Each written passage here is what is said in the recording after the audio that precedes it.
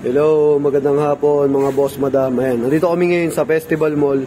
So, nag-install kami ng top load sa crossbar sa Honda Brio RS, yung version 2 na Honda Brio. Ayan, yung all new.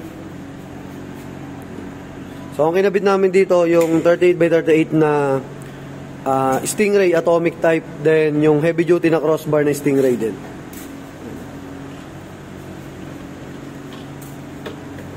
Solid, ganda mga boss.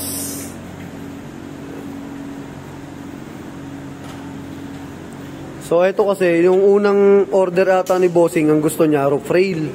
Yun nga lang, ang roof rail kasi natin drill type. Nagbago yata isip niya, ayaw niya nang may drill kasi. So sabi ko mag-gutterless na lang siya. Ayun, plug and play lang kasi to. So no drill, plug and play lang siya. Pag sa mga direct crossbar, ay naka direct crossbar lang siya yun.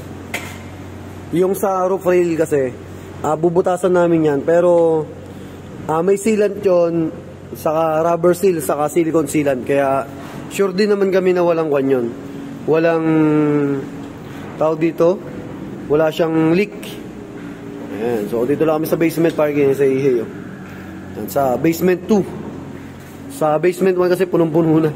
Kaya, inabot pa kami ng basement 2. Ayan.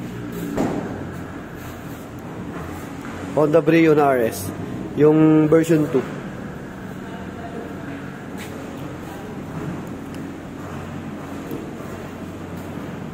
Walk around lang tayo, pakita ko lang sa inyo yung itsura. Pag naka 38x38 na atomic, Stingray atomic. Lakas ng ulan kanina eh. Puro putik din yung Brio ni Bossing. Oh. Kahit sa Ihe, ayun eh. So, ito yung ginamit natin crossbar, yung Stingray.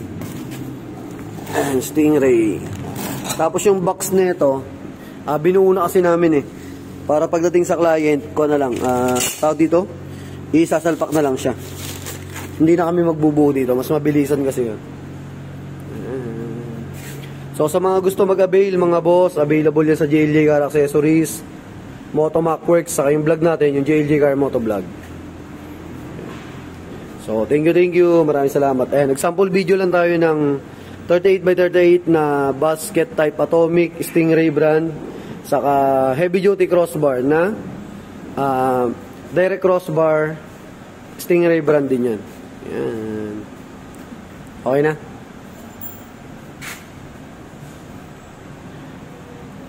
All goods? Okay. Uga.